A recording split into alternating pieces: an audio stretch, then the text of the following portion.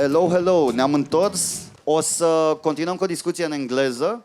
So we're gonna switch to English for our next talk because we have the privilege and the pleasure to have with us Matt Black, the founder of Ninja Tune, the legendary label. One of the most trusted source of, I don't know, cool music for some generations. Welcome. Glad to hear it. Thank you. Privileged to be. Hello, everyone. Electric Castle. Boom. Great. And it's going to be different a bit because it's going to be a bit of talk and some music. We're going to have a live demo basically of your latest? I don't know if it's the latest. This is my passion project, my little baby called Jam. So I'm going to do a jam on some beats and perform live off this just for a bit of entertainment and sort of explain what it is. Okay, and a quick reminder, he's gonna be playing this night at 11, you said? Yeah, the Hideaway stage. Hideaway stage, don't miss it. I think it's gonna be one of the highlights for this night, and a cool occasion to see the magic, let's say, of his music inspiration and tech skills. Your history with technology, it's a very, let's say, close one and a very long one. You were fiddling with tech since you were kids, yeah? I'm right? a fiddler, you know. Yeah, since I was a child, I was messing around with electric bulbs and batteries and switches and motors and radios. I was never an expert, but I was at fiddling's quite a good word, yeah. And you even in your work as an artist, you explored a lot. So you didn't settle, let's say, only for the music. You explored a lot with visuals. Right. It was, I think, one of the first blends of, let's say, live mixing or mixing visuals with music that inspired, let's say, a big generation of. That's a whole talk in itself, you know. But I'd have to say, you know, Leonardo da Vinci used to do spectacles for the court with fireworks and music, and there's been many other people combining sound. In French, you say son et lumière, sound and light, or sound and vision. David Bowie called it. In the 60s, people like the Velvet Underground, Pink Floyd also mixed psychedelic visuals with their psychedelic music, and the idea is to try and bring up what you're seeing and what you're hearing to kind of be one thing which gives the audience the most stimulation and interest. So we've been also working on that for a good few years, yes.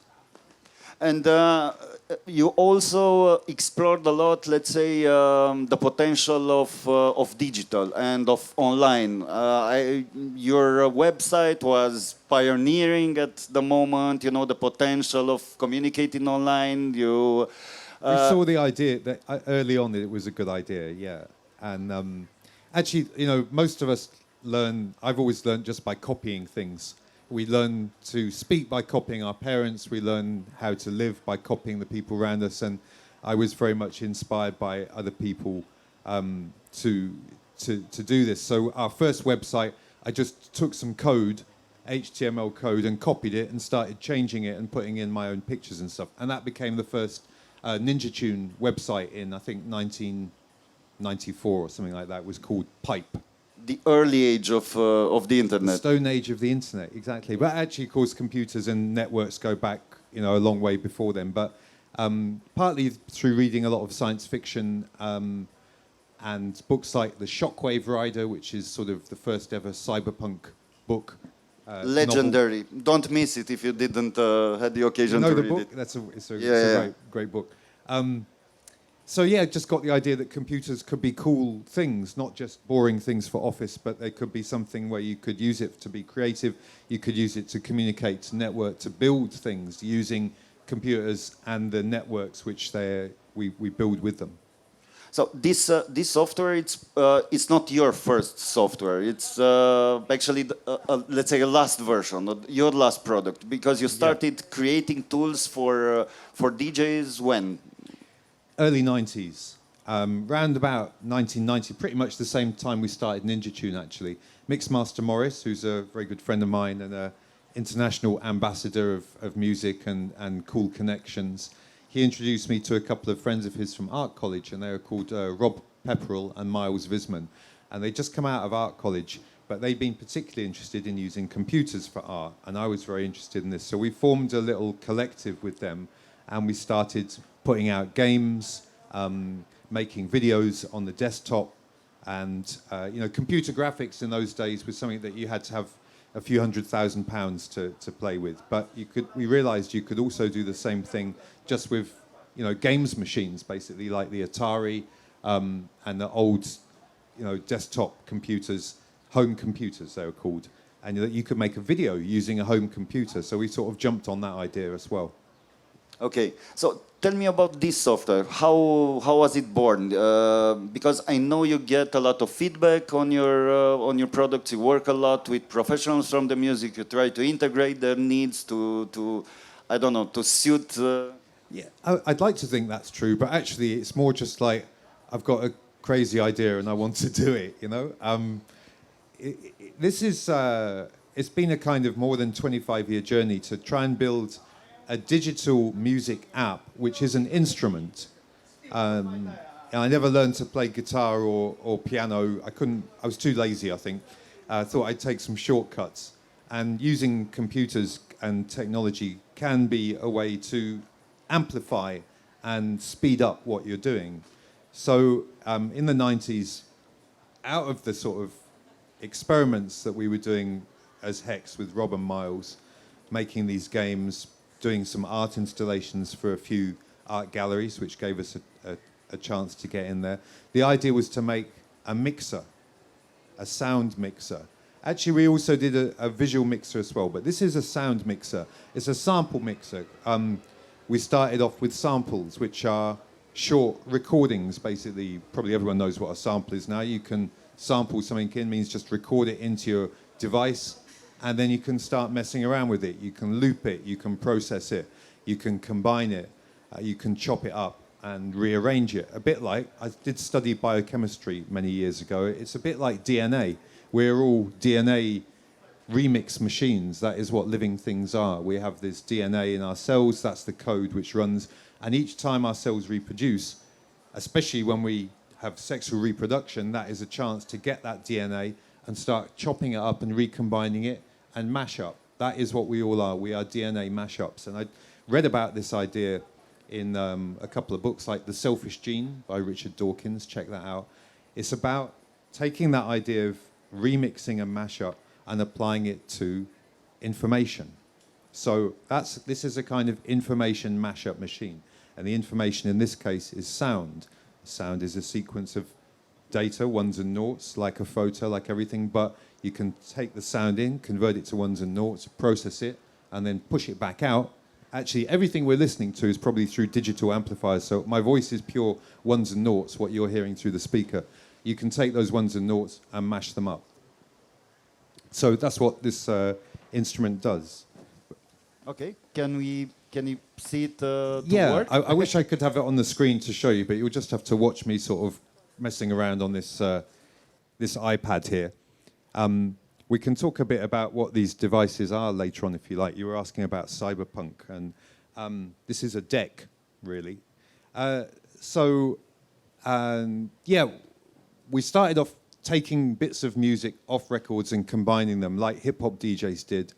And then we wanted to do that in a way that was more powerful, more flexible than turntables. So, for instance, this is like having 4 turntables. Probably, I'm going to see if I can pump it up a bit. Could be a little louder on the device, please, mate. That sounds about right. So that's a loop. I can swap it to another loop. And back again. A lot of loop engines, they make you wait until the next bar to bring in the next sample, but I don't want to do that. I want to go. It's like having a multi-track that I can punch in and out. It's also like related to dub, the Jamaican reggae pioneers like Lee Scratch Perry, King Tubbies. They invented the idea of dub, which is taking the tracks, the individual tracks that make up a piece of music, the multi-tracks, and shredding them out taking them, thinning them out, making space. So, and using echo. So you can have space.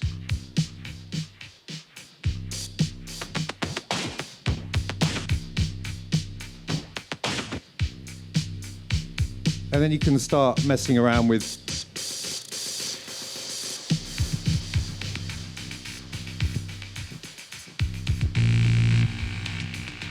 so actually just with small movements of your finger, you can have a lot of control over the sound. And so you have 4 tracks.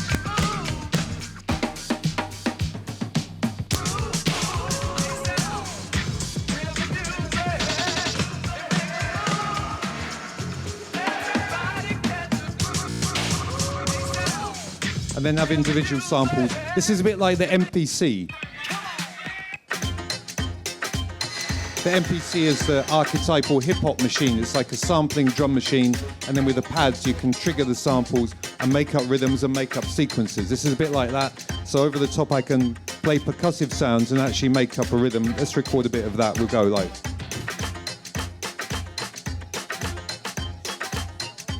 I'm trying to face them. How do you mean? Well, it's hard for me to do it like that.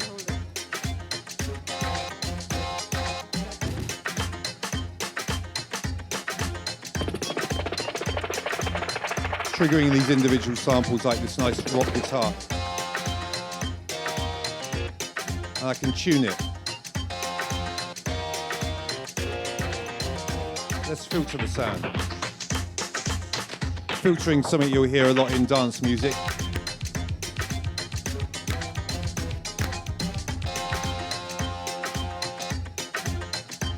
Okay, so in the club quite often you'll hear the DJ bring the sound down like that. That's called filtering. It means you're like cutting away part of the sound. And then when you bring it back in again, there's always that sense of excitement. Let's bring it down again. And you bring it up to the top and then change it. So that way you can make changes and stuff. I think I won't demonstrate too much more because I could be here all afternoon. But if you're interested, you can get a free version of this. It's called Ninja Jam.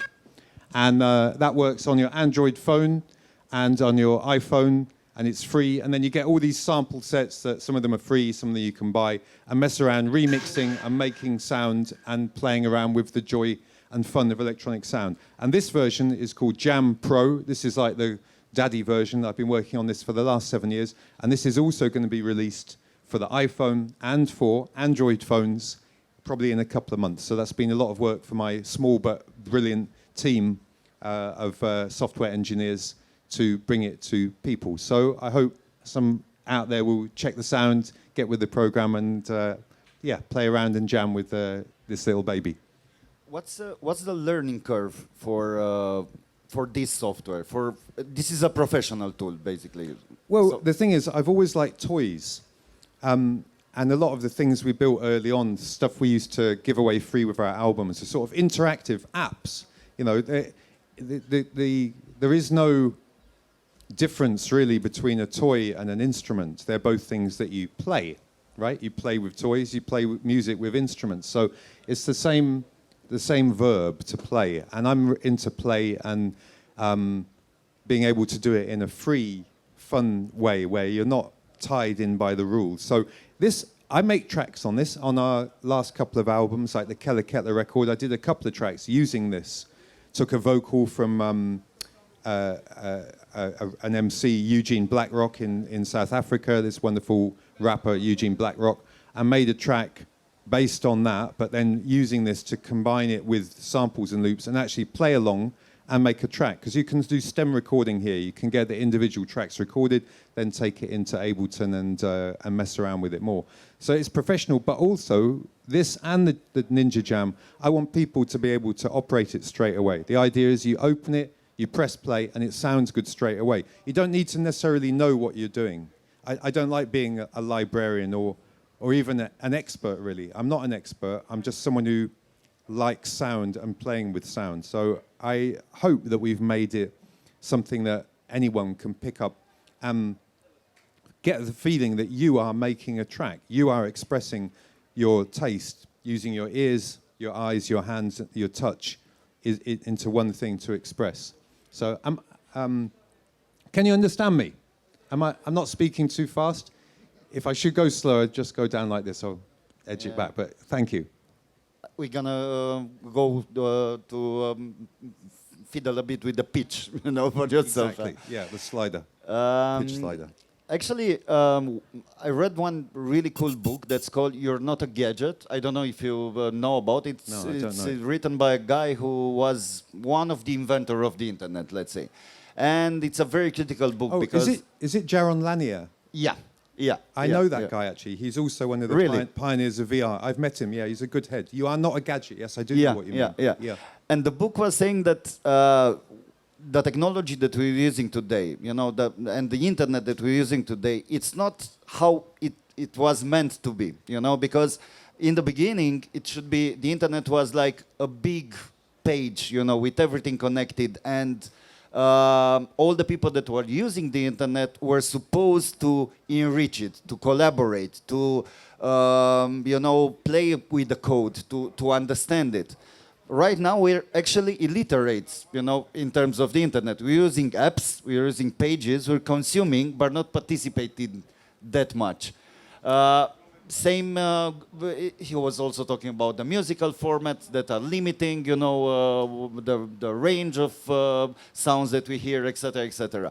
Are you disappointed with the way technology evolved, or are you happy with it? Because you're playing with it. I'm happy. Sure. I'm happy. You see me. I'm happy on my device, and like I say, I've seen people pick up this and have like a really good musical experience.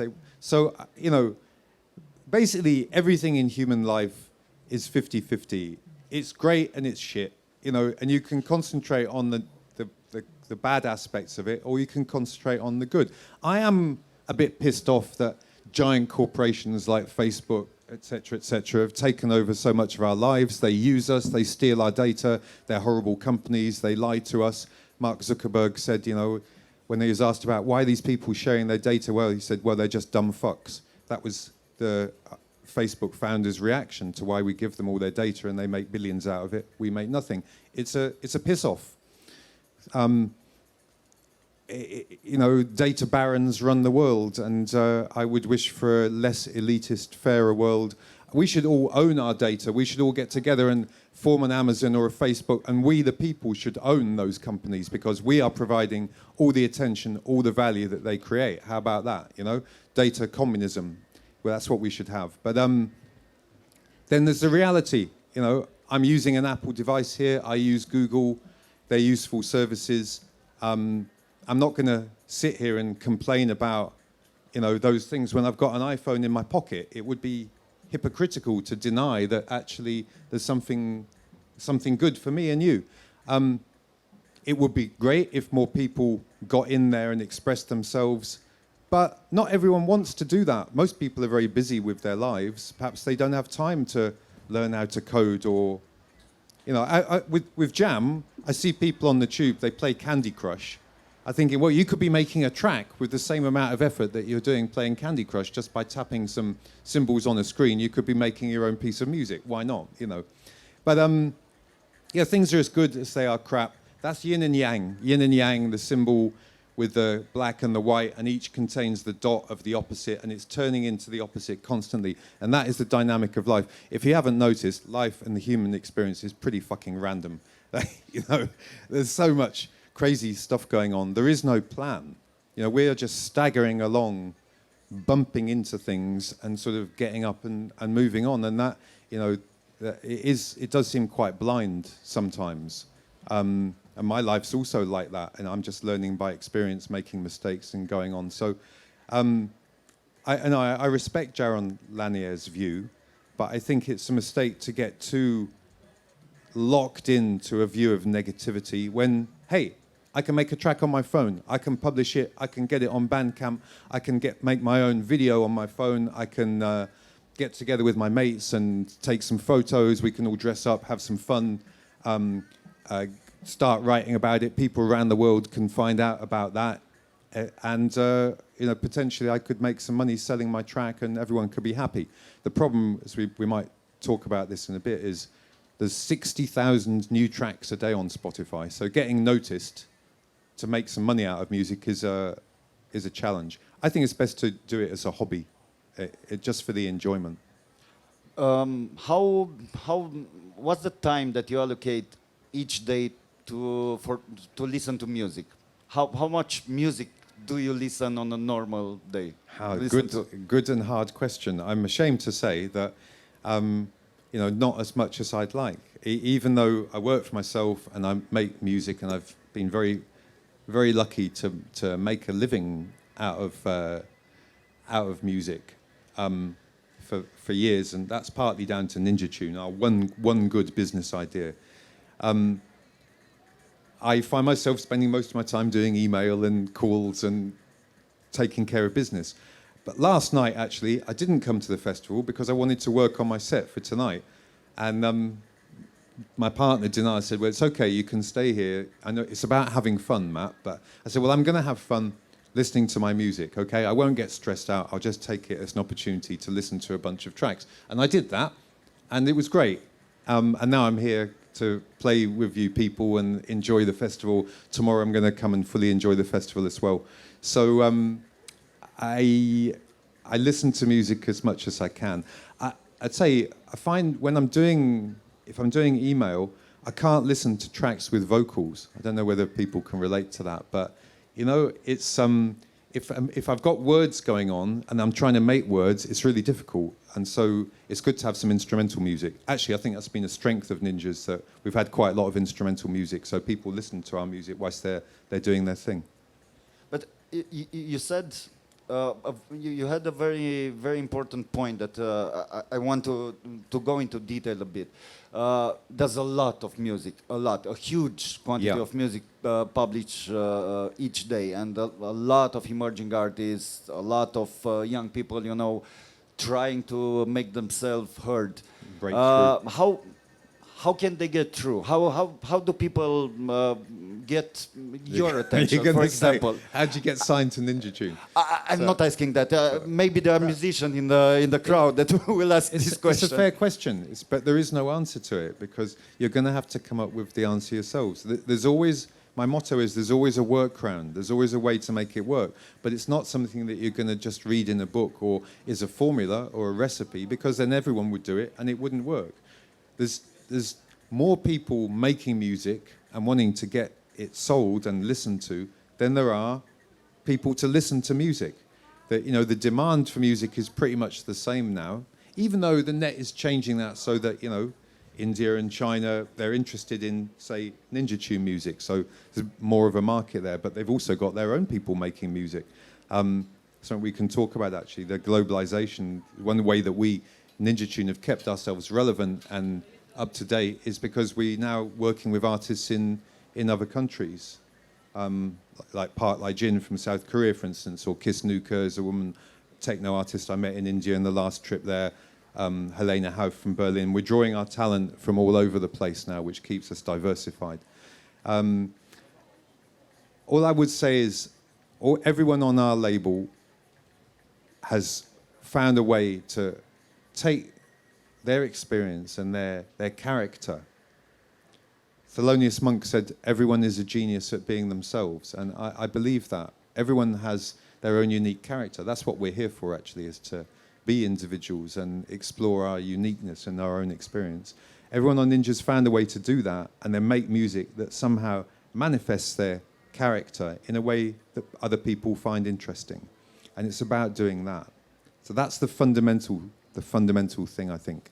There has to be something in you, in your music, that people want to find out about. You were talking a bit earlier about community, a lot, you know, about your friends or people or artists that you worked with. So basically Ninja Tune, and not only Ninja Tune, all your projects are collaborative projects, you know. Yeah. When you're signing an artist, are you looking for like-minded people, or you challenging yourself, go with the diversity, for the special gem, even if, I don't know, in terms of philosophy of life, you know, or interest for tech, it doesn't necessarily suit your own personality. Yeah, there's got to be that diversity. But there's a word which I like, which is propinquity. It's a term in psychology. Propinquity is what we share. So if I meet you and I don't know you, if we talk about our taste in music, that will probably be one of the strongest ways in which we can work out if we're going to get on. So some kind of common interest in music. It doesn't have to be the exact style, but a passion for music is what unites everyone at Ninja Tune. All the people who work there as well. They're there. They're not working at a bank in the city. They're working at Ninja Tune because they love music and they're passionate about it and they want to work at the heart of music. So that's an important piece of propinquity, common ground, the passion for music. I think also ninjas, there's a phrase, well, they're a band, left field. You know, there was a certain alternative attitude, a certain interest in doing things in a different way to the mainstream. There has to be an alternative. You know, corporates and the mainstream mass media tend to have the same kind of story. I'm interested in more what's on the margins, on the edges. To me, the texture of that and the soul kind of is more evident and more interesting, and that's also, I think, represented by the label, what we stand for, and that's why one of the reasons we've managed to keep going for so long. And I think that attracts people that have something of an alternative mindset. So it's not really about the style of music. It could be anything. If you look at Black Country New Road, we've signed this indie band now. It's very different to most of the broadly electronic music that we put out. Yet there is a certain freewheeling alternative attitude with Black Country, and I think that's how we've managed to plug in with them. So basically, it's, let's say, an alternative mindset and even a passion for music. But in the meantime, I think it's also, you know, the availability to break the limits, to push the boundaries, because you don't have conventional artists, let's say, or people who are content with themselves. You know, they're always exploring. I think maybe this is a common, let's say, denominator of the label. A certain restlessness. I mean, I've found in my own life, as I'm getting older, I'm 61 now, so I'm sort of... Wow, really? Okay. You know, I'm mellowing out a bit, but doing new things, you often have to go against what everyone else is doing, and they may tell you, you're wrong, it's nonsense, you can't do that, it won't work. And then, for me, that's like, fuck that, I'm gonna do it, I believe in it. They're wrong. I'm right. And you might call that being, in English we say, bloody-minded. You know, you have to have a certain, it's almost not arrogance, but a certain confidence and a certain faith in that what you're doing is not nonsense, that it's got value to it. So I think a bit of a rebel spirit there. I was reading in a book. It's called David and Goliath by this guy Malcolm Gladwell. One of my favorites. Fantastic, yeah. Really Fantastic mind-blowing guy, yeah. book. Highly recommend that, David and Goliath. And it shows that, you know, I like to think I'm free from assumptions, but of course I'm not. I'm a mass of assumptions and biases, just like everybody else. But he unpacks some of those assumptions, and it makes very interesting reading. Dyslexia, for instance, the difficulty reading, he shows how for some people this has been an advantage because they had such a fucking hard time learning at school and were, you know, really not given a good opportunity, and it gave them a skill set, not all of them, but some of them, to succeed and find other ways of doing things. Really interesting insights. So having a kind of fuck 'em, I'll show you, I've got to make it work attitude, it can be an advantage, but it can be quite uncomfortable as well. It's not necessarily a comfortable thing being on the edge. For sure. Have you been wrong? You know, as a scout, as somebody who always look for music, for talent, have you been wrong? Did you choose a band or an artist and you were thinking maybe this is gonna be big, this is gonna be the next hit, and it didn't maybe happen? It's more like talent that we've missed out on. I would have liked to have got Flying Lotus for Ninja Tune. And he was friends with a guy who was working in my studio. We should have had him, but we didn't. Sometimes we have disagreements at the label. You know, it isn't all just one big happy family. It's more like a kind of stew pot that's bubbling up, and there can be quite a lot of friction and different personalities involved in that. So there's been occasions where I thought that someone was really great, and the label didn't pick up on them, and then missed out. And I was like, I told you that person would be wicked. I won't go into details, but that, you know, we all make mistakes. With audiovisual art, you know, when we made this VJam software, do you know our piece Timber? Yeah. The cut-up piece. We made this sort of audiovisual montage called Timber a few years ago, and I really thought that whole thing of AV cut-up was like the next form of hip-hop. I thought it would be massive, and we put a lot of time and effort into making these tools and trying to get it going, but it didn't really take off, and I still don't really know why. Maybe it was just a bit too weird. I do notice now, though, that the idea of combining visuals and electronic visuals with electronic music has slowly, stealthily become quite accepted. So that I haven't had a look at the main stage here, but I'd be surprised if there weren't any video projections or screens as part of that. Am I right? So Of course. This has become a natural part of electronic music performances because it adds to the interest, it adds to the stimulation to have synchronized visuals, to have exciting patterns and colors and shapes and images which make some kind of link with the music and up the excitement to make more of a kind of combined sensual assault, if you like. So it took 25 years, but we kind of, in the end, what we were saying had value, but it didn't quite take the route that we thought it would. But it went by another way, which is often how it works out. I remind you that by raising your hands, you can ask questions. I don't want to be the only one that asks the questions. So it's your chance. We can pass the mic. Whenever you feel comfortable or ready, do it. I'll try to... so we have a question? Yeah. Hi, Matt. Huge fan of your work. Thank you. Formative, I could say. What do you think about the small format of shorts right now with TikTok, synchronized dance, music, like all these kind of hooks, social hooks we have today? Did you call it a small format? Yeah, like the shorts. It's a small... The shorts, yeah. I mean, I think it's very interesting. I'm not going to sit here and go like, oh, short attention span. In my day, we were able to watch a whole film. Things change. You know, if someone sends me a video of their work, if it's 5 minutes, I might not watch it because 5 minutes in my day is quite a lot of investment of time.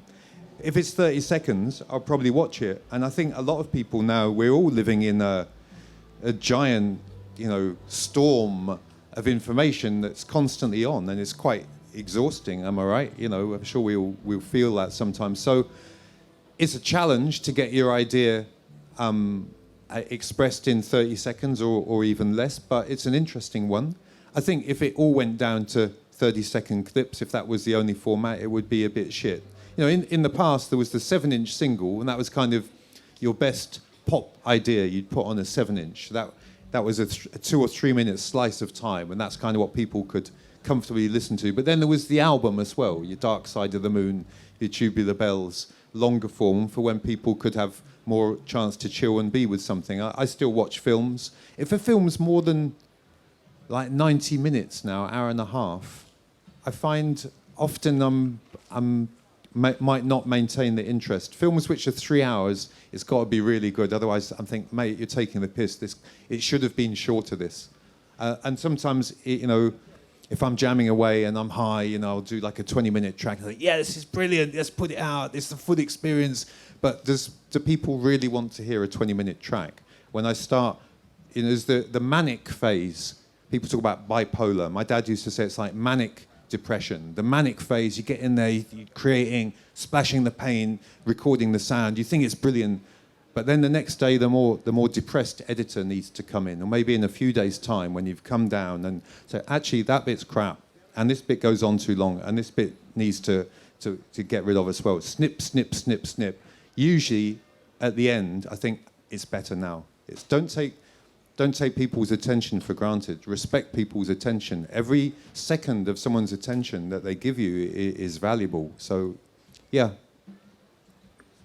Okay. If we have another question, raise your hands. My colleagues will try to reach you with the mic. That looks like a comfortable cushion, Hello. mate. You talk about data communism, yeah? Data communism. I did use that phrase, yeah. Yeah, it's in libertarianism is called info-anarchism. It's something like that. How do you see a world with commonly use of every information you reach, without calling it theft information or something like that? Yeah, great question. Well, it might be a happier world, actually. You know, the idea of, for instance, open source software. I love it. The idea that there's an alternative to trying to become the next Mark Zuckerberg. Actually, I've got an idea. I believe it's good for people. I'm going to give that shit away, and then other people can work with me to make it better and develop it. I think I love it. Pure public domain assets and media like Creative Commons, the idea that you can take a license and put your work on and say, yeah, anyone can take this. Or you can take it, do what you like with it, or maybe you can take it, but if you use it, you have to credit me, that the different licenses they do. That's really good. But going back to this idea of our data, you know, I would be okay with my data being public. And actually, it's probably, you know, a good thing to know. I believe my entire digital history, you know, every porn site I've ever looked at, everything I've ever written, everything on the internet is basically in the public domain. Yeah? You can forget your personal security. I'm afraid that battle has been lost. I still think, you know, the EU is probably the bloc of countries that is doing the best to try and push back against the corporations to try and get some privacy and some rights for people. Yeah, it's still worth supporting. It's not possible anymore. No, I'm afraid you might be right. I would be okay with all my data being public if everyone else's is as well. And that would include, you know, all the authorities, the police, all their footage of people, the internal secret meetings of the corporations with our politicians. That should all be public as well. There's a book called The Transparent Society, which tries to imagine what this would be like. So, yeah, and as I say, don't you think it would be a good idea? You know, you read about all these companies becoming the most valuable tech companies ever, Amazon and so on. There's nothing about Amazon that's that unique. We could have that. We could set that up ourselves. You know, set that up and it would be owned by all the people using it. So the prices would be even cheaper because you'd have a share of whatever transactions there. It may never happen, and unfortunately communism has a bad name, and as a former communist country, you probably relate to that, but we need to reinvent these ideas. Capitalism has not really won.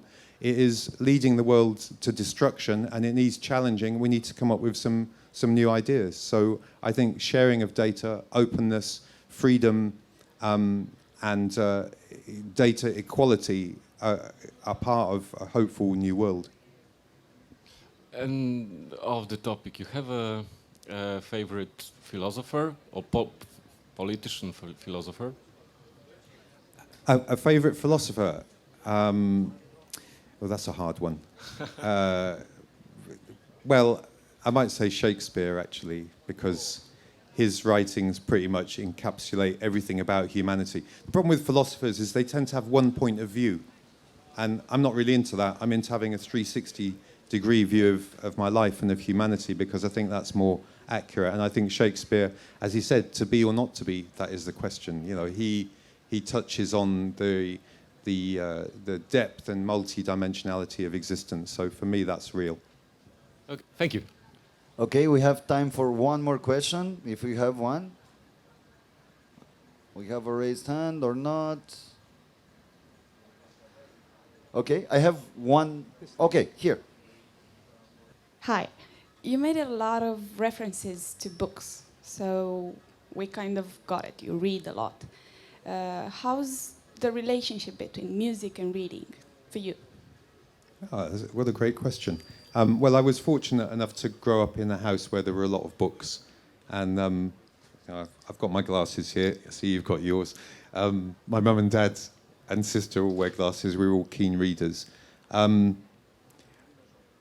It's funny, in my family, none of my parents played instruments. We were not a particularly musical family, but we did used to sing a lot. And I think there's probably a line that can be drawn between the words of songs and poetry and words in books. But let's be honest, experiencing music is not something you do through a book.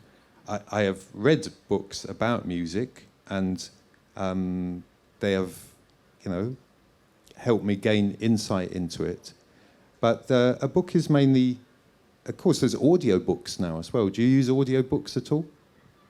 Actually, not too much, but right this moment, They're getting very popular, aren't belong they? to this, That's subject. another way that people are experiencing literature is directly with sound. And also, I heard from a friend that what she prefers is to listen to books that are read by the author Yes. with their own voice. Right. somehow. So then you're getting, the words articulated as the author intended them. It's a very interesting idea. Yeah. To wrap it up, one last question. You were saying that basically what keeps the label relevant, it's also this, let's say, global vision. The fact that you're working with artists on different continents, from different backgrounds, with different sounds.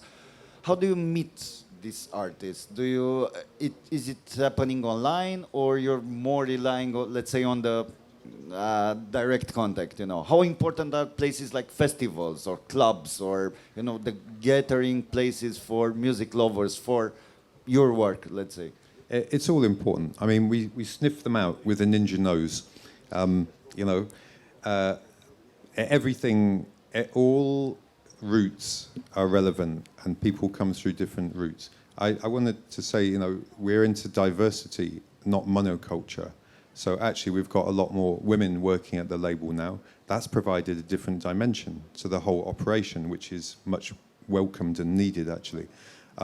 We have more people of colour working at the label now. That also expands things out. We're into expanding and including, because that increases your sources of stimulation and information. At festivals, I was just fortunate enough to be at Glastonbury in the UK, which is, if you do get a chance, it is a motherfucking fantastic party.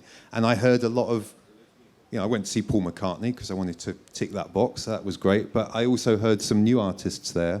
And really, I was there to experience new music and dig things out. And it's a great place to just bump into new things that you're not scripted and not on the list.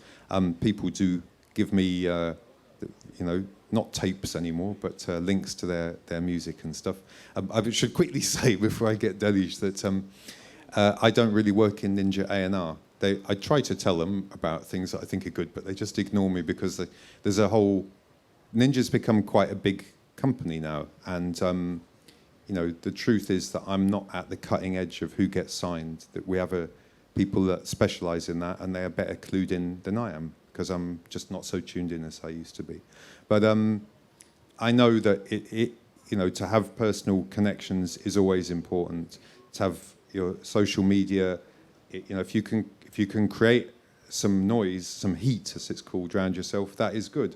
But everything cool starts off with some people doing something different, them and their friends. That's where it all came from. That's how Ninja Tune started. And that's probably how your thing will start as well, if you're going to take and make something yourself and grow it and take it further. Okay, thank you very much. It's been inspirational. Big round of applause. Thank you so much. Pleasure to be here. Thank you. Don't miss the gig tonight, 11 Hideout Stage. Thank you very much. Thanks, Vlad. It was a Cheers. pleasure having you.